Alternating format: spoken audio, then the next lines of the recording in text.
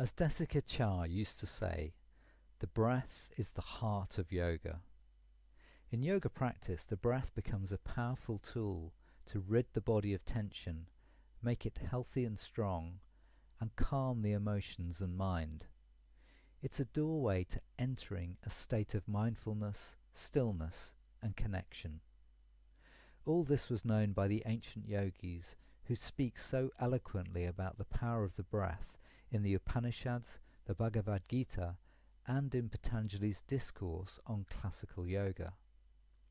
Patanjali's 2,000-year-old sutras set out the path of classical Raja Yoga, the yoga of meditation or mastery of the mind. A key technique to achieve citta vritti nirodha, the settling of the fluctuations of the mind, is breath control. As humankind's knowledge of the workings of the body has developed, especially over the past 100 years, much more is now known about the impact of breathing on our physiology, especially the nervous system. Our body's peripheral nervous system has two branches. The somatic nervous system is in charge of voluntary movement. Here, sensations from afferent, sensory nerves, send information back to the brain and spinal cord. They work alongside efferent, motor nerves, which instruct muscles to contract, creating movement. When we're practicing yoga postures, we receive information from sensory nerves about how the poses are affecting the body. We use motor nerves to go deeper in the same pose or move on to another one. The quality of our breath during practice directly affects our experience of the yoga asanas and their effectiveness. Steady, mindful breathing calms down the sensory nerves that may be signalling that a stretch is too strong, and instead helps muscles to relax and the stretch to deepen. However, the breath also has a profound effect on the autonomic nervous system, which, as its name suggests, is autonomous rather than being under direct conscious control. The ANS has two branches: the sympathetic nervous system, which revs us up, and the parasympathetic nervous system, which calms us down. The autonomic nervous system is responsible for the fight or flight response, which evolved to protect humans from danger. When there's a threat, sympathetic nerves can almost instantaneously cause changes in the body to prepare us to run away or stand and fight. Blood is diverted to muscles, pupils dilate, and so-called stress hormones like adrenaline and cortisol are released. Unfortunately, modern life is so 24/7 and stressful that many people enter a state of permanent sympathetic response.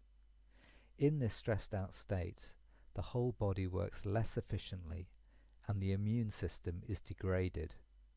This leads to fatigue, illness, and an elevated risk of chronic diseases such as cardiovascular disease. Fight or flight works well if there's an immediate danger to life, like being chased by a predator, but as a long-term state of being, it's a disaster.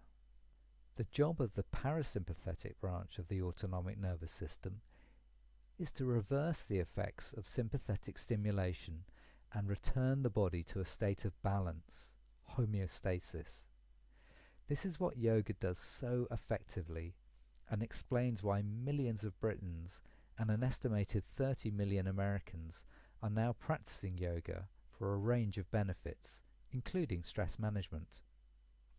The breath is the key tool here because deep, slow, mindful breathing is one of the most effective ways of stimulating parasympathetic response.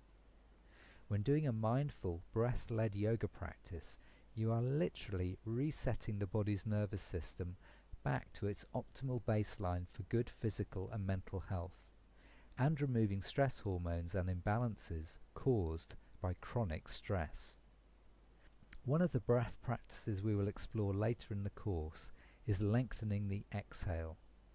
This is a particularly effective way to calm down, and also stimulates the vagal nerve, which is important for the correct functioning of the heart, lungs, and digestive system. Good breathing practice promotes vagal tone and supports heart rate variability. When you breathe in, your heart speeds up slightly, and when you breathe out, it slows down slightly. And the measurement of the amount of speeding up and slowing down is your heart rate variability.